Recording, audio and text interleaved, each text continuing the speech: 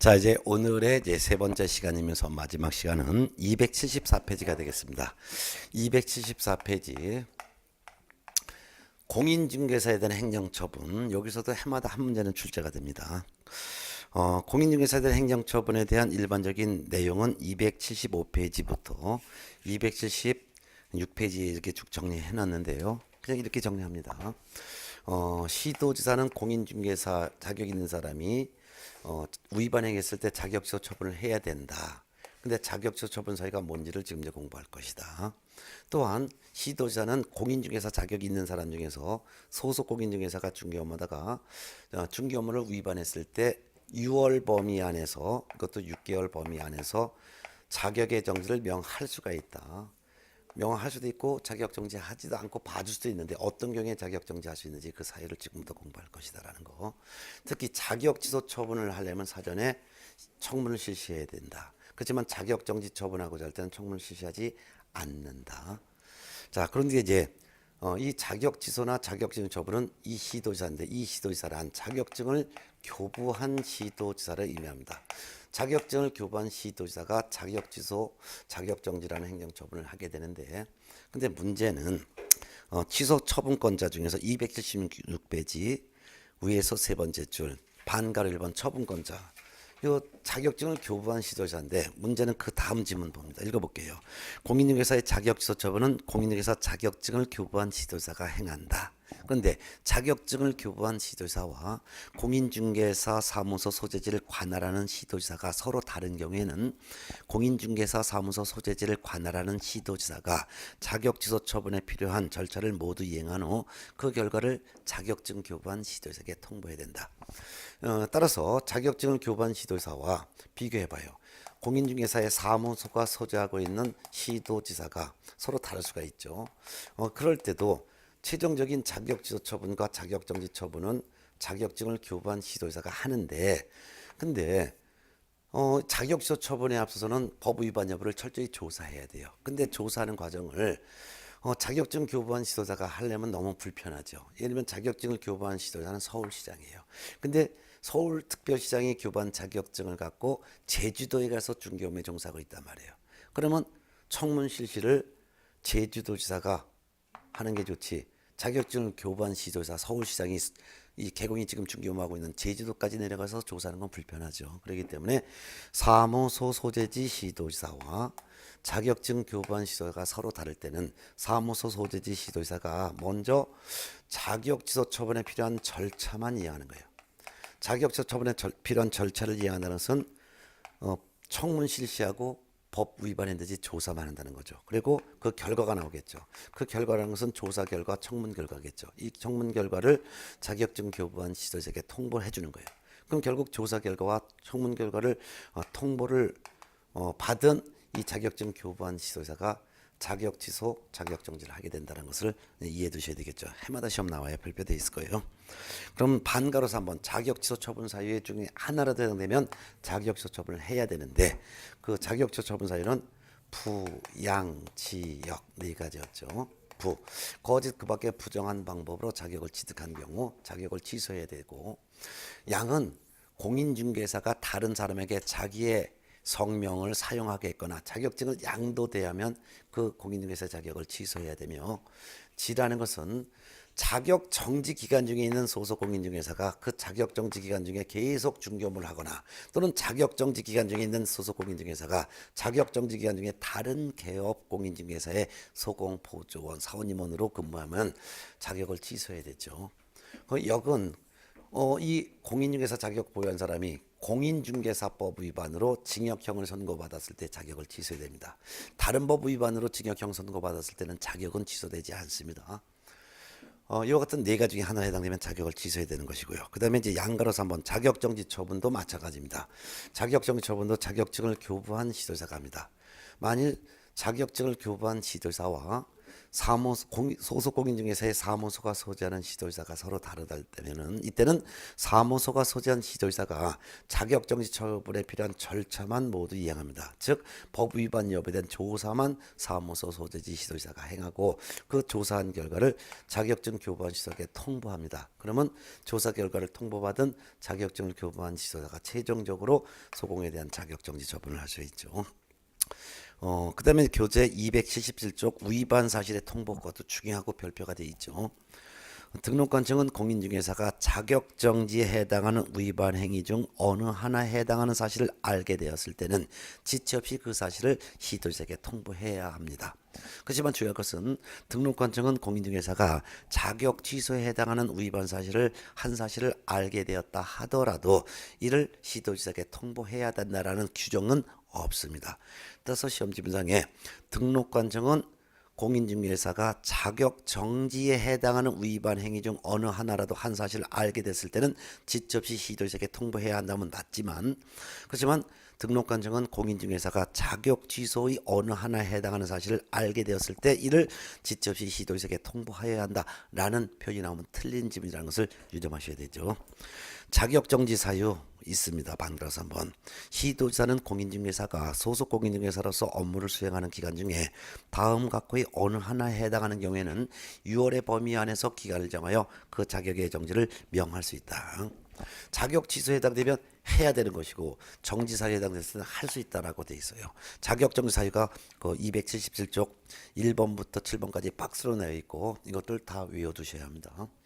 이걸 다 암기하셔야 되는 거예요. 전문 사유는 자격 정지 사유는 속인 건지 확인하고 또 확인하여 거짓 거래 금지한다 이렇게 외웠었죠. 소속 공인중개사가 다른 개업 공인중개사에 소속을 했다면 자격정지할 수 있습니다. 그렇지만 중요한 것은 소속 공인중개사가 자격정지 기간 중에 다른 계공에 소속했거나 했을 때는 자격을 취소해야 되는 거죠. 그 다음에 소속 공인중개사가 업무 개시 전에 인장 등록하지 않았거나 변경했을 때 7일 내 변경 등록하지 않았거나 등록하지 않은 인장을 사용했다든가 할 때는 자격정지할 수 있죠. 또한 소속 공인중개사가 확인 설명 의무는 없는데 할 수는 있어요. 근데 확인 설명을 성실 정확하게 하지 않았거나 또는 당해 중개행위 했을 때 확인 설명서의 서명 및 날인 중에 하나라도 하지 않았을 때 자격 정지할 수 있습니다. 그 다음에 소속 공인중개사가 거래계약서를 작성할 수 있는데 작성할 때 거래 금액 등 거래 내용을 거짓으로 기재했거나 서로 다른 둘 이상의 거래계약서를 작성했을 때 자격 정지할 수 있습니다. 또한 당해 중개행위 했으면 소속 공인중개사도 거래계약서에 개공과 함께 서명 및 날인을 해야 되는데 하지 않았을 때도 자격정지할 수 있고요. 금지행위에 해당되는 행위 8가지 중에 한 가지라도 했으면 자격정지할 수 있습니다. 예. 자, 근데 자격정지할 수 있는데 할 수도 있고 안 할 수 있는데 한다면 자격정지 기준이 국토교통부령에 규정되어 있습니다. 276페이지로 넘어가서 278페이지. 그럼 자격정지 기간은 6개월 범위 내에서 할 수도 있고 안 할 수도 있는데 한다면 6개월 범위 안에서 몇 달 하느냐 이거예요. 자격정지 기준은 국토교통부령에 규정되어 있고 자격정지 기준이 별표 1과 같다. 별표 1이 바로 279페이지 표로 나눠져 있어요. 근데 시도지사는 자격정지 처분을 할 때 위반 행위의 동기, 결과, 횟수 등을 고려하여 그 자격정지 표에서 만들어진 기준 기간의 2분의 1 범위 안에서 자격정지 기간을 가중할 수도 있고 또는 감경할 수도 있는데 자격정지 기간을 가중하여 처분하더라도 자격정지 기간은 6개월을 초과할 수는 없습니다. 예. 그럼 어떤 경우에 6개월하고 어떤 경우에 3개월 하는지 그 표가 나와 있는데 이것도 지금까지 시험이 최근에 한 몇 년 전에 또 한 번 나왔습니다. 이것도 표를 외워두셔야 됩니다. 그 중에서 6개월 하는 경우가 있고 그 다음에 3개월 하는 경우로 이렇게 나눠져 있는데 6개월 하는 경우는 바로 이제 박스에 보면 1번 다른 계공에 소속했을 때 6개월 할 수 있고 그 다음에 이제 6개월 하는 경우가 또 있는데 그게 바로 어디에 있냐면은 6개월짜리가 거래계약서를 거짓으로 기재한 경우가 있습니다. 그래서 6번이 나와 있습니다. 6번. 거래계약서를 거짓 기재 또는 둘 이상 작성했을 때. 그 다음에 7번. 금지행위 중에 금쟁이를 했을 때 6개월, 나머지는 전부 다 3개월로 되어 있으니까 구분해서 정리해 두시기 바랍니다. 네. 그다음에 다시 이제 278페이지로 양가로 4번 행정처분의 조치인데요. 자격 취소 처분을 받은 사람은 자격증 7일 이내 반납을 해야 됩니다. 반납해야 되죠. 그리고 3년간 중개업에도 종사할 수 없고 3년간 공인중개사가 될 수도 없는 게 원칙입니다. 근데 자격정지 처분을 받았을 때는 자격증 반납하지 않습니다. 자격정지 기간 중에만 중개업무할 수가 없습니다. 자격정지 기간 중에 중개업무하게 되면 자격취소 사유 중에서 부양지역에서 지, 자격정지 기간 중에 중개업무하거나 자격정지 기간 중에 다른 계경에 소속하면 자격을 취소해야 되기 때문이죠. 이런 것들을 좀 구분해서 알아두시기 바랍니다. 네. 특히 교재 279페이지 반가로 1번 행정처분권자 아주 중요하고 별표가 이미 돼 있죠. 1번 자격취소 처분을 한 경우 시도지사는 자격취소 처분한 때에는 5일 이내 이를 국토교통부 장관에게 보고하고 다른 시도지사에게 통지를 해야 합니다. 그 이유는 자격취소 처분 받은 사람 3년간 시험장에 오지 못하게 막으라고 취소한 사실을 보고 통지 5일 내에 하라 이거죠. 그렇지만 동그라미 2번 자격정지 처분한 경우에는 이거 보고 통지하지 않습니다. 라는 걸 꼭 구분해서 알아두셔야 돼요. 그래서 은근슬쩍 시도자는 자격 취소 및 자격 정지 처분한 사실을 5일 이내 국토교통부 장관에게 보고하고 다른 시도지사에게 통지해야 된다면 틀리다는 것을 유념하셔야 돼요. 자격 취소 처분한 사실은 3년간 시험장에 오지 못하게 막으라고 5일 내 보고 통지. 그렇지만 자격 정지 처분 사실은 보고 통지하지 않는다라는 걸 구분해서 알아두셔야 돼요. 그 다음에 280페이지 거래정보 사업자에 대한 행정처분이 바로 지정취소죠. 그래서 280페이지 보세요. 그래서 280페이지 국토교통부 장관은 거래정보 사업자가 어떤 사유에 해당됐을 때 지정 취소 처분을 할 수 있어요. 근데 지정 취소 처분을 하려면 사전에 청문 실시해야 됩니다. 다만 취소 처분의 대상자가 사망했거나 또는 해산되었을 때 이때는 청문을 실시하지는 않고 지정 취소 처분을 할 수 있죠. 지정 취소 처분 사유에 해당됐을 때 할 수 있다지 해야 한다면 틀리다는 것을 이제 아주 주의하셔야죠. 지정 취소 처분 사유에 해당되는 거는 총 5가지가 있는데 부영정사일 거짓 그 밖에 부정한 방법으로 지정을 받았다면 이 지정을 취소할 수 있습니다. 거래정보사업자로 지정을 받았으면 3월 이내 운영규정을 정하여 장관의 승인을 얻어야 하고 운영규정을 변경하고자 할 때도 미리 장관의 승인을 얻어야 되고 운영규정대로 운영을 해야 되지요. 이를 위반했을 때도 지정을 취소할 수 있습니다. 이때는 지정도 취소할 수 있고 500만 원 이하의 과태료까지도 같이 병과가 됩니다. 거래정보사업자가 정보를 공개할 때는 오로지 개공으로부터 공개 의뢰받은 정보에 한해서만 이를 공개해야 되는데요.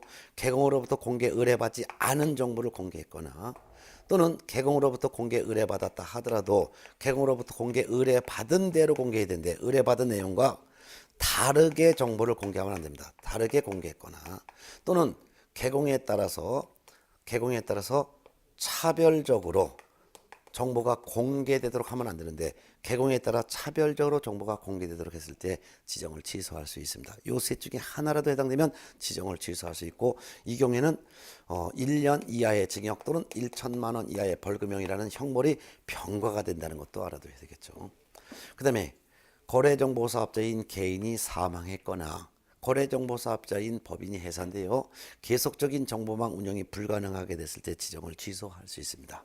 이런 지정을 받았으면 1년 내에 정보망을 설치 운영을 해야 되는데 지정을 받고서도 정당한 사유 없이 지정받은 날로부터 1년 이내에 정보망을 설치 운영을 하지 않아서도 지정을 취소할 수가 있습니다.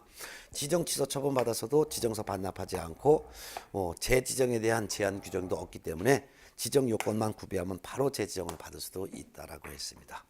이 같은 행정처분 사유를 다 외워두시고 또 행정처분 전에 청문 실시하는 경우 안 하는 경우 구분하시고 또한 행정처분 중에서도 위반 사실을 알았을 때 통보해 주는 것은 등록관청은 자격정지에 해당하는 사실을 알았을 때는 지체 없이 시도지사에게 통보하고 그 외에는 위반 사실을 통보하는 규정이 없다라는 거.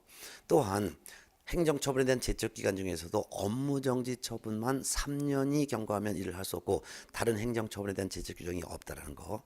행정처분 중에서도 자격취소 처분을 한 시도지사는 5일 내에 자격취소 처분한 사실을 장관과 다른 지도자에게 보고 통지하지만 다른 행정처분은 보고 통지가 없다라는 것을 구분하실 수가 알아야 되죠. 이거 해마다 문제가 나오는데 과거 3년 전까지만 해도 이 행정처분 자체에서 해마다 7문제씩을 냈었어요.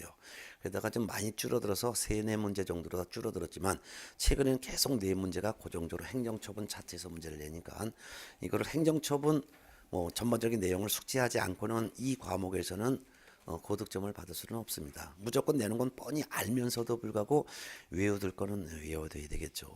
예. 자, 그다음에 이제 마지막 파트가 281쪽 벌칙이 되겠습니다. 벌칙. 요 281쪽 벌칙을 이제 정리하겠습니다. 이 벌칙은 행정벌이라고도 하는 거예요. 벌칙을 행정벌이라고도 한다. 예. 그럼 이 벌칙에 대한 내용이 법원에서 과하는 벌칙도 있고 행정관청에서 과하는 벌칙도 있고 둘로 나눠지는데 이 벌칙 내용을 하나하나씩 이제 또 정리를 합니다. 예. 자, 그러면은 지우고서 하지요. 예.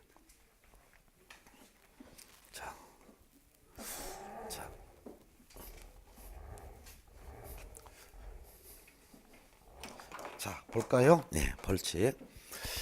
이 벌칙은 281쪽에 있다 했습니다. 281쪽. 이 벌칙은 법 위반한 자에 대한 처벌 규정이 벌칙입니다. 근데 벌칙 중에서는 법원에서 과하는 경우도 있고 행정관청에서 과하는 경우도 있고 둘로 나눠놨어요. 법원에서 법 위반자에 대해서 과하는 것을 우리는 형벌이라고 하죠. 이를 행정형벌이라고 부릅니다. 행정형벌. 즉 행정법규를 위반한 사람에 대해서 법원에서 형사 처벌하는 것을 행정형벌이라고 하고 이 행정형벌의 내용은 위반자에 대해서 징역형을 때리거나 또는 벌금형을 과하는 것을 징역 또는 벌금 중에 하나로 형벌을 과하는 것을 행정형벌이라고 합니다. 근데 행정관청에서 과하는 게 있어요. 위반자에 대해서. 이는 행정질서벌이라고 합니다. 행정질서벌. 행정질서벌의 내용은 바로 이제 과태료를 부과한다 그 말이죠. 과태료 부과. 이걸 행정질서벌이라고 해요. 그래서 행정형벌과 행정질서벌 두 가지를 합쳐서 벌칙 이렇게 부르는 거예요. 이런 거 구분해서 알아두세요. 그 중에서 행정형벌부터 먼저 볼 거예요. 큰 2번 행정형벌. 이 행정형벌에서 지금까지 시험에 안 나온 적은 없어요. 행정형벌 봅니다. 근데 그 밑에 281쪽 참고로 벌금형의 분리선고라는 게 있죠. 이거는 어떤 사람이 법을 위반했을 때 형법의 규정을 적용받아 벌금형을 받을 수도 있는데 이와 같이 형법에 규정된 그 벌금형을 부과받을 때 여러 개 동시 적용되는 법에 적용을 받을 수 있어요. 이때 한 사람이 두 가지 법에 대해서 벌금형을 받을 때는 그 중에서 높은 거 하나를 기준으로 하고 작은 거는 그 2분의 1을 좀 더 포함시키는 것이 원칙이죠. 이게 바로 경합범 규정이라고 말씀드렸죠. 근데 이 경합범 규정이 있음에도 불구하고 공인중개사법에 규정된 벌금형과 다른 법에 규정된 벌금형을 부과할 때는 이때는 각각 분리해서 선고를 해야 된다 그 말이죠. 예. 이거 분리 선고해야 된다. 그 정도만 알아두시면 될 것 같습니다. 그냥 넘어갈게요. 그러면 행정형벌 사유가 282쪽 두 가지로 나눠져 있어요. 행정형벌은 공인중개사법 48조와 49조에서 법 위반한 자에 대해서 법원이 재판을 통해서 죄가 입증되면 3년 이하의 징역 또는 3천만 원 이하의 벌금 중에 하나의 형벌을 과하는 사유와 49조에서는 법 위반한 자에 대해서 1년 이하의 징역 또는 1천만 원 이하의 벌금형을 부과하는 형벌 사유 둘로 나눠놨습니다. 특히 형벌은 이렇게 상한만 있지 하는 없기 때문에 여기에 해당되는 경우를 하여서 무조건 3년형을 때리거나 무조건 3천만 원을 때리는 것이 아니라 이와 같은 위반 행위를 했을 때 3년 징역형 때릴 수도 있고 1년형 때릴 수도 있고 6개월 때릴 수도 있고 그렇지 않고 징역형을 때리지 않고 벌금형을 때릴 때 3천만 원을 때릴 수도 있고 100만 원을 때릴 수도 있다. 이거죠. 요 범위 안에서 때린다 그 말입니다. 요 6가지 사유를 다 외워두셔야 합니다. 첫 번째가 이제 무등록 중개업을 한 자죠. 즉 중개사무소 개설 등록하지 않고 중개업을 영위한 자를 무등록 중개업자라고 하는데, 이 무등록 중개업을 한 사람은 3년 이하의 징역 또는 3천만 원 이하의 벌금형에 처벌합니다. 두 번째, 이제 부정한 방법으로 등록한 자예요. 부정한 방법으로 중개사무소 개설 등록을 한 자에 대해서는 3년 이하의 징역 또는 3천만 원 이하의 벌금에 처벌하죠. 근데 이 경우에는 부정한 방법으로 등록을 한 사람은 우리가 행정처분 중에서 등록 취소 처분이 있었죠. 그래서 반드시 등록 취소 처분까지 반드시 해야 되죠. 그러니까 부정한 방법으로 등록했다는 것을 이유로 등록 취소 처분도 하고 3년 이하의 징역 또는 3천만 원 이하의 벌금의 처벌까지 하기 때문에 한 가지 위반 행위를 가지고 행정처분과 행정형벌이 병거가 되는 거죠. 자, 그다음에 이제 금쟁이가 총 8가지가 있었는데, 금쟁이 중에서도 8가지 중에서도 3년 이하의 징역 또는 3천만 원 이하의 벌금형 사유가 있었죠. 이거 이미 외우고 있을 거예요. 양도할 수 있는 금지된 증서를 중개했거나 그러한 증서의 매매를 업으로 한 금쟁이, 중개의뢰인과 직접 거래한 경우, 그다음에 거래 당사자 쌍방을 대리한 금쟁이, 미등기 전매를 중개하는 등 탈세 투기를 조장한 금쟁이, 이 같은 4가지 중에 하나라도 했다면 이거 행정처분은 어떤 행정처분 받았어요? 부정한 방법으로 등록을 취소하고 3년 3천만인데, 금쟁이에 해당되는 행위했을 때는 등록관청이 개공의 등록을 취소할 수도 있지요. 그리고 3년 이하의 징역 또는 3천만 원 이하의 벌금형에 벌금형도 같이 병거가 되는 거죠. 그래서 한 가지 위반 행위를 가지고 행정처분과 행정형벌은 병거가 되는 게 원칙이죠. 참고적으로 우리 공인중개사 법령에 보면 부정 방법이 3번 나오지요. 어떤 경우가 있었습니까? 참고적으로 부정한 방법으로 등록을 했어요. 부정한 방법으로 등록했어요. 그러면 이 등록은 어떻게 돼요? 등록을 등록 취소 해야 되죠? 예. 그리고 and 3년 이하의 징역 또는 3천만 원 이하의 벌금형도 처하잖아요. 근데 부정한 방법으로 공인중개사 자격을 취득했어요. 그럼 이거 공인중개사 자격을 취소해야지요. 그렇지만 형벌은 구하지 않습니다. 부정한 방법으로 거래정보사업자 지정을 받았어요. 이거 지정을 취소할 수 있죠. 그렇지만 형벌은 받지 않아요. 이 2가지는 형벌은 받지 않는다라는 것을 꼭 구분해서 알아둬야 되겠죠. 자, 그 다음에 교재 양가로 2번 282쪽. 이번에는 뭐가 있냐? 1년 이하의 징역 또는 1천만 원 이하의 벌금형. 이 범위 안에서 가진다. 이 범위 안에서. 이것도 외워두셔야죠. 뭐 지금까지 안 나온 적이 없으니까. 자, 이중으로 등록했어요. 또한 등록증이나 자격증을 양도하거나 양수받았어요. 2 이상의 개업공인중개사의 사무소에 소속을 했어요. 중개사무소를 2 이상 설치했거나 또는 천막이나 파라솔 등 이동이 용이한 임시중개시설물을 설치했어요. 거래정보사업자가 정보 공개를 잘못했어요. 비밀을 누설했어요. 사측은 했어요. 그 다음에 금지 행위 중에서도 4가지 금쟁이가 있었죠. 총 4가지 요 금쟁이는 3년 이하의 징역 또는 3천만 원 이하의 벌금형. 금쟁이 중에서 중개업을 하지 않고 매매업을 했다든가, 무등록 중개업자인 사실을 알면서 그를 통하여 중개를 개공이 의뢰받았다든가, 명의를 빌려줬다든가, 또는 법정 보수를 초과해서 금품받았다든가, 의뢰인의 판단을 그르치는 거짓된 언행을 했다든가 했을 때는 요거 4가지는 1년 이하의 징역 또는 1천만 원 이하의 벌금형이죠. 금쟁이 중에서 이렇게 구분해서 외우셨죠, 우리가. 네. 그럼 이거 정리해 볼게요. 1년 이하의 징역 또는 1천만 원 이하의 벌금형에 처하는 사유 2. 2 이상의 등록, 이중 등록을 했어요. 그럼 이중 등록을 했으면 아까 등록을 취소해야 된다 그랬죠? 뿐만 아니라 1년 이하의 징역 또는 1천만 원 이하의 벌금에 처벌받는 거죠. 등록도 다 취소되고. 요거 양은 양도한 자와 양수받은 자 처벌은 똑같이 해요. 근데 뭘 양도하거나 양수받았냐? 개공이 자기의 성명이나 상호를 다른 사람에게 양도됐거나 또는 자기의 중개사무소 등록증을 양도한 경우, 또한 개공의 성명 상호를 또는 등록증을 양수받은 경우, 또한 공인중개사가 자기의 성명이나 공인중개사 자격증을 양도대한 경우, 이거를 양수받은 경우. 그러면 양도한 자가 A고 양수받은 자가 B라면 개공의 성명 상호 등록증을 양도했다면 이 개공은 등록 취소 처분 반드시 해야죠. 그리고 1년 1천만. 근데 등록증 성명 상호 등록증을 양수받은 사람은 본래 개공이 아니기 때문에 행정처분은 안 받고 1년 이하의 징역 또는 1천만 원 이하 벌금형.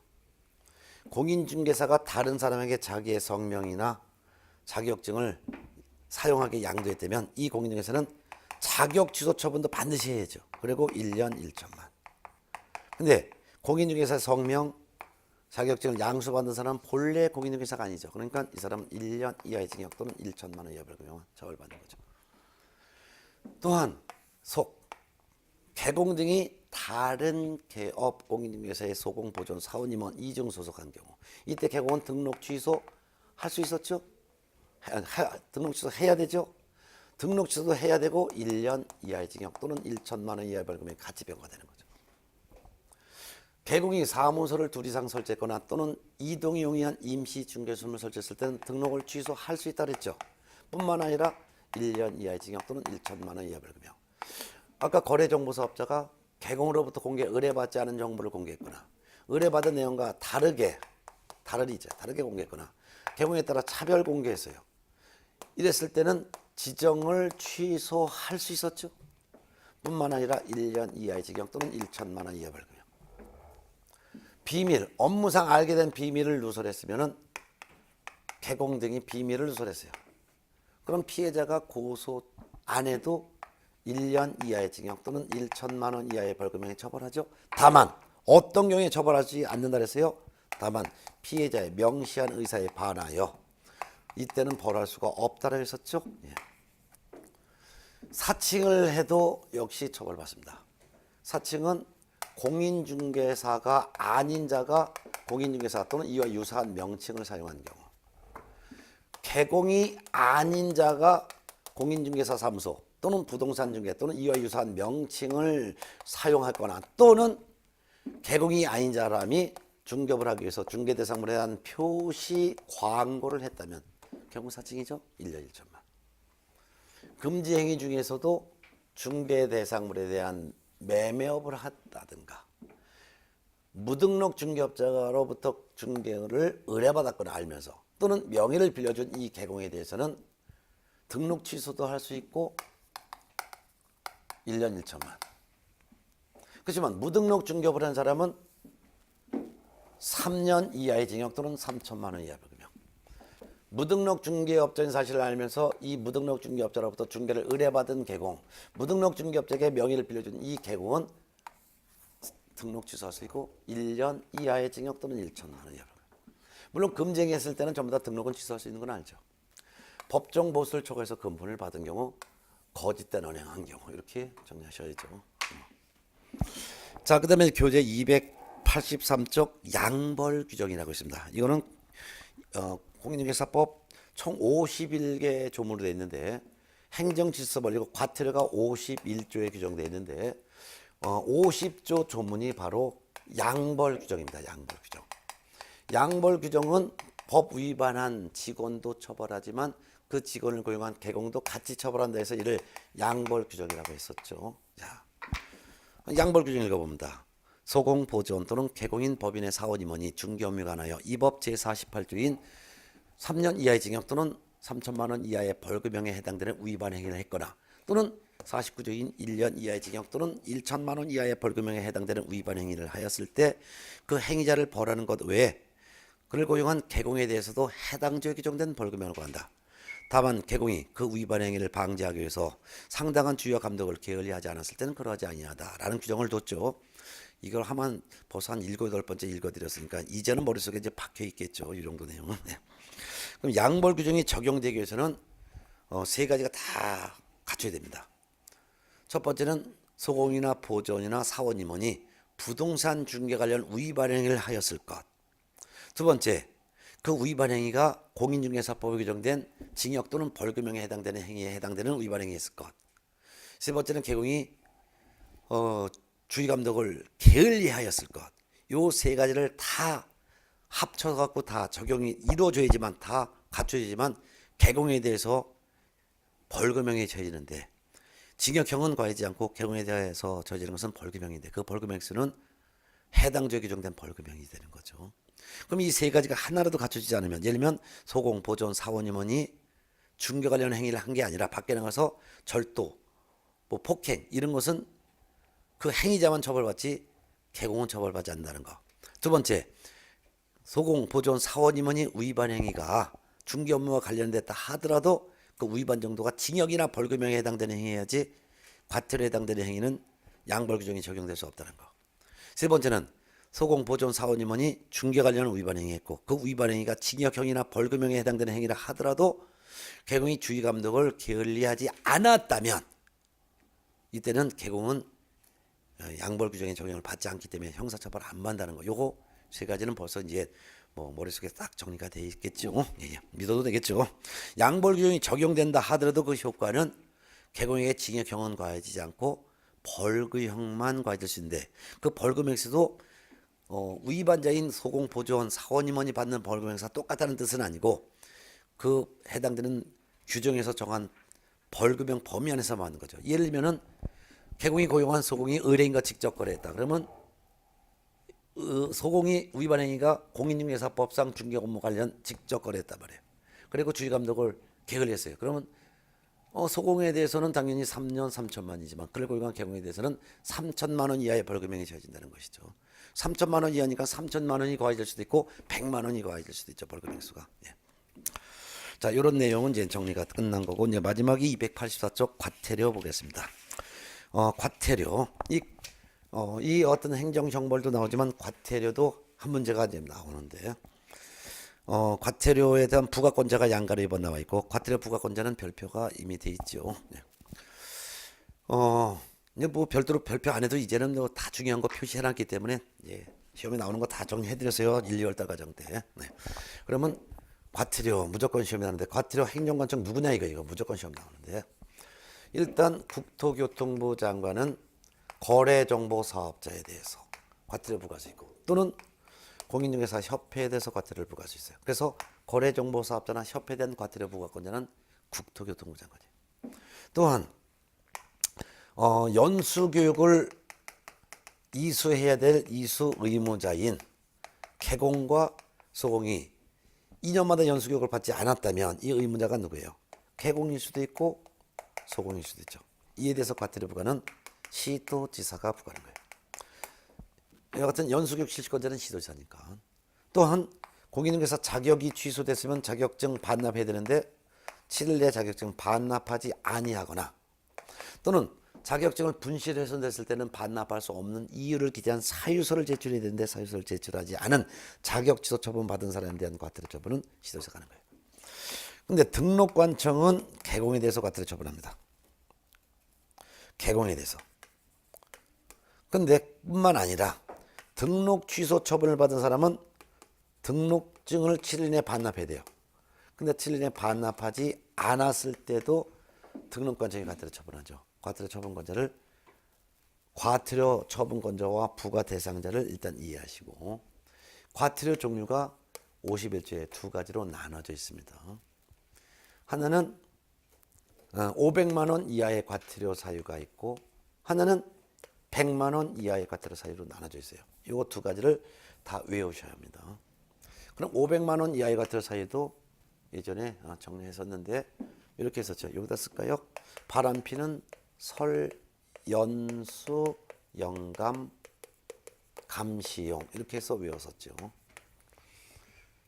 설, 이건 개공입니다. 개공이 중개를 의뢰받았으면 중개 완성 전에 중개 대상물에 대해서 성실 정확하게 설명하고 토지대장 등 설명의 근거자를 제시해야 되는데 성실 정확하게 설명하지 않았거나 설명할 때 근거자를 제시하지 않고 설명한 개공에 대해서는 500만 원 이하의 과태료예요. 그 다음에 연수. 실무교육을 받은 개공과 소공은 실무교육 받고 2년마다 연수교육을 받아야 되는데 연수교육을 받지 않았거나, 또는 연수교육 받고도 또한 2년마다 계속 또 연수교육도 받아야 돼요. 근데 연수교육 받지 않은 개공이나 소공에 대해서는 시도지사가 500만 원 이하가 들어요. 영감 요거는 거래정보사업자가 0. 거래정보사업자가 지정받았으면 3월 이내 운영규정을 제정해서 승인받아야 되는데 운영규정을 제정해서 승인받지 않았거나 운영규정을 변경하고자 할 때는 미리 변경 승인 받아야 되는데 변경 승인 받지 않고 운영규정을 무단으로 변경했다든가, 또는 운영규정을 위반해서 거래정보망을 운영한 거래정보사업자에 대해서 500만 원 이하의 과태료를 국토교통부장에 부과해요. 또한 감독상 명령 위반했어요.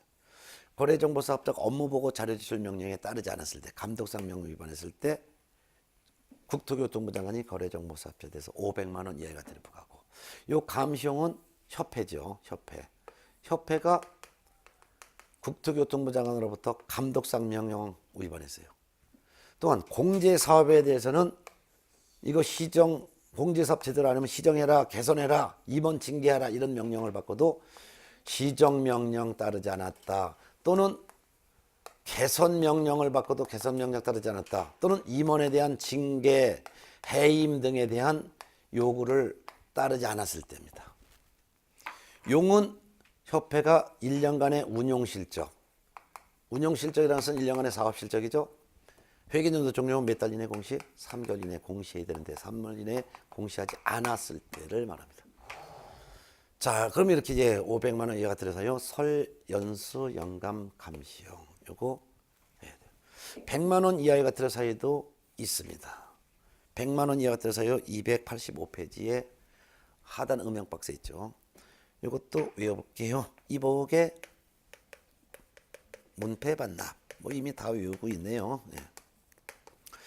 자, 2. 개공이 사무소 이전했으면 10일 이내 신고해야 되는데 이전 신고하지 않았을 때.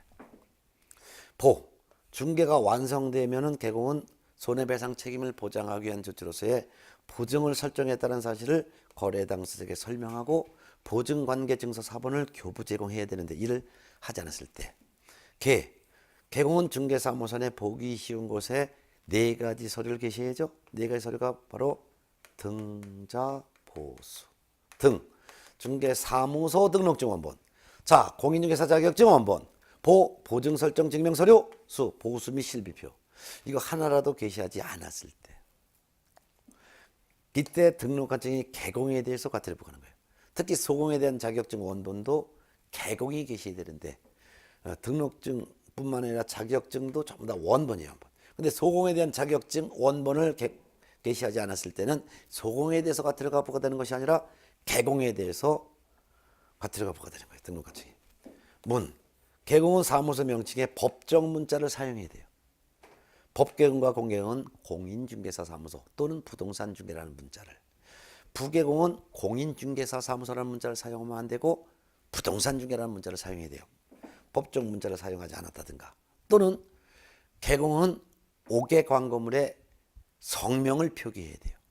근데 성명을 표기하지 않았거나 거짓 성명을 표기한 경우, 또는 중개 대상물에 대한 개공이 표시 광고를 할 수 있는데 광고할 때는 광고물에 개공의 사무소의 명칭, 소재지, 연락처, 성명도 같이 명시해야 돼요. 일을 안 했을 때.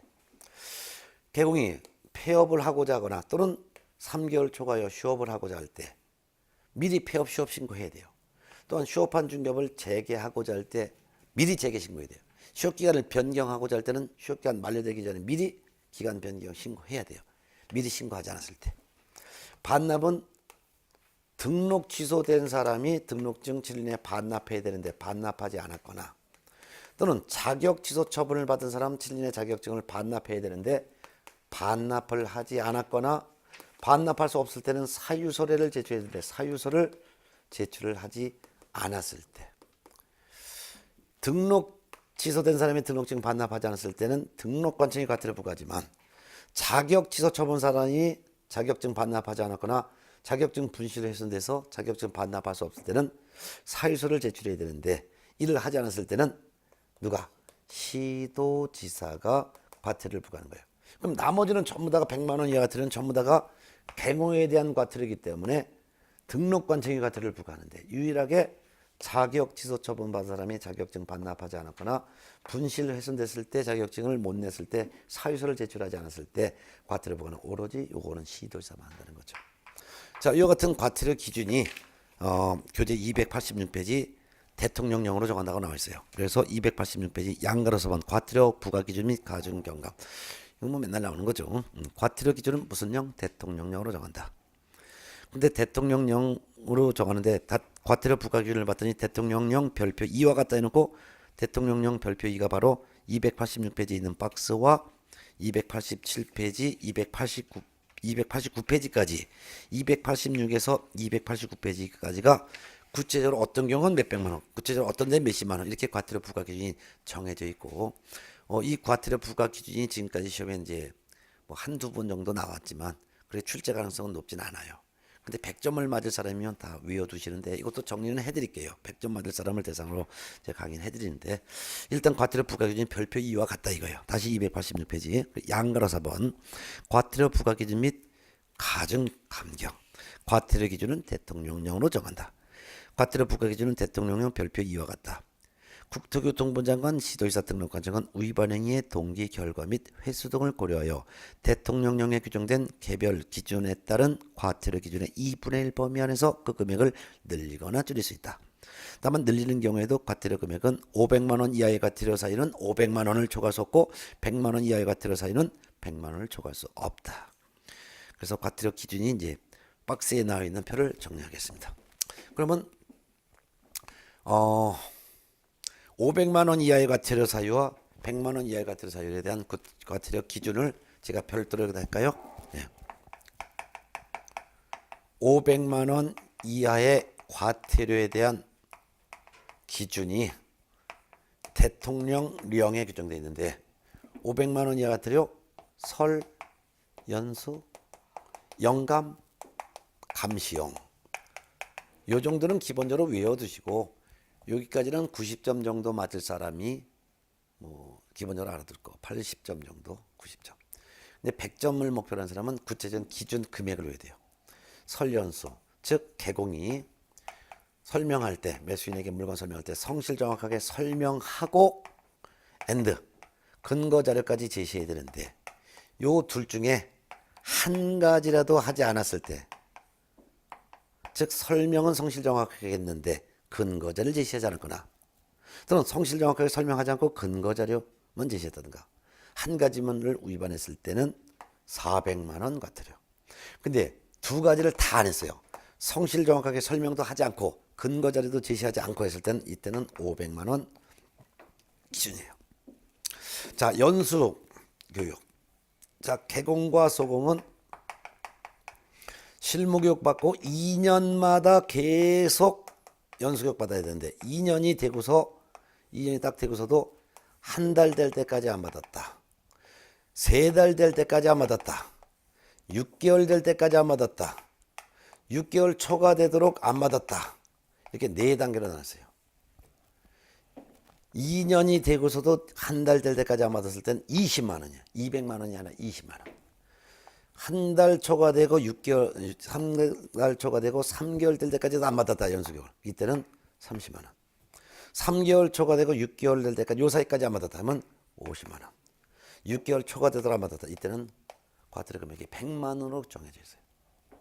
그 다음에 영감 감시용에서 거래정보사업자가 운영규정 위반, 감독상 명령 위반, 감시용, 협회가 감독상 명령 위반, 공제사업에 대한 시정명령, 개선명령, 임원징계명령 따르지 않았다. 용, 사업실적, 운용실적을 회계연도 종료 3개월 이내 공시하지 않았다. 이 중에서 감독상 명령 위반했을 때 요 두 가지 똑같이 감독상 명령 위반했을 때 200만 원. 그리고 감독상 명령을 감싸고 있는 영, 감독상 명령을 감싸고 있는 시, 공제사업 요거 운영규정 위반, 시정명령 위반했을 때 요거의 2배니까 400만 원. 운영실적 공시하지 않았을 때 요것만 중간에 끼어들어서 300만 원. 이렇게 과태료 부과 기준이 대통령령에 정해져 있다는 것이죠. 네. 그 다음에 이제 100만 원 이하의 과태료 기준은 뭐 뭐 여기다가 뭐 특별하죠. 여기다가 100만 원 이하의 과태료 여기다 한번 볼까요? 100만 원 이하의 과태료 여기다 할까요? 100만 원 이하의 과태료 부과 기준이 이것도 대통령령에 규정되어 있어요. 그럼 100만 원 이하의 과태료 사유는 이복에 문패 반납 이렇게 외웠었죠. 그런 경우에 반납도 등록 취소된 사람이 등록증 반납하지 않았을 때와 자격 취소된 사람이 자격증 반납하지 않거나 자격증 분실이 훼손됐을 때 사유서를 제출하지 않은 경우 두 가지가 있죠. 그래서 50만 원 과태료 부과하는 경우가 두 가지입니다. 문, 그 다음에 등. 요 두 가지입니다. 문 등, 문 등. 요거만 50만 원. 즉 사무소 명칭에 법정 문자를 사용하지 않았거나 또는 5개 광고문에 성명을 표기하지 않았거나 거짓 표기한 경우 중개대상물 표시 광고할 때 상호 명칭 소재지 성명을 같이 명시하지 않은 경우 그 다음에 등록 취소된 사람이 등록증 질인에 반납하지 않은 경우 요것만 50만 원. 20만 원짜리 과태료가 딱 하나 있습니다. 이게 바로 요겁니다. 개공이 폐업을 하고자 할 때 미리 폐업 신고해야 되는데 폐업 신고하지 않고 무단 폐업했다든가 3월을 초과하여 휴업을 하고자 하거나 또는 등록후 3월이 초과되도록 업무를 개시하지 않을 때는 미리 휴업 신고해야 되는데 3개월 되도록 휴업 신고를 하지 않았다든가 휴업한 중개업을 재개하고자 할 때는 미리 재개 신고하고 나서 업무 재개해야 되는데 재개 신고하지 않고 업무를 재개했다든가 휴업기간을 변경하고자 할 때 미리 휴업기간 만료되기 전에 미리 기간 변경 신고해야 되는데 기간 변경 신고를 하지 않고 휴업기간을 연장했다든가 했을 때는 전부 요거는 20만 원입니다. 20만 원, 20만 원. 요것만 20만 원, 20만 원. 나머지는 전부 다 싸그리 30만 원입니다. 다 싹싸리 30만 원. 다 싸그리 30만 원이니까 이전 신고 위반, 중개완성 시 보증 설정 사실을 설명하지 않거나 보증서를 교부하지 않은 경우, 게시할 서류 게시하지 않았거나 또는 자격 취소된 사람이 자격증을 반납하지 않았을 때 이런 건 전부 다가 30만 원으로 되어 있습니다. 자, 이런 것은 사실상 진짜 100점 가까이 맞을 사람이나 좀 외우시고요. 뭐 나는 뭐 80점 정도면 충분해 하는 면은 저기까지 외우는 것은 좀 불편하니까 저 정도는 외우지 않으셔도 됩니다. 예, 예. 그 대신 이제 500만 원 이하의 과태료 사유와 100만 원 이하의 과태료 사유는 좀 큰 틀 정도만 알아두시면 좋겠습니다. 이렇게 해서 뭐 한 글자도 빠짐없이 전부 다가 정리해드렸습니다. 여기까지 해서 최소 해마다 한 30문제가 출제가 됩니다. 그러면 30문제가 출제되는 거 여기서 나오고 그 다음 시간에는 제2편 부동산 거래 신고 등에 관한 법령 할 거예요. 다음 시간에 공부하는 내용에선 4문제 정도가 출제가 되는데 그럼 다음 시간에는 제2편 부동산 거래 신고 등에 관한 법령 즉 뭐 297페이지부터 있는 제2편 부동산 거래 신고 등에 관한 법령은 다음 시간에 다시 만나서 할까요? 수고하셨습니다.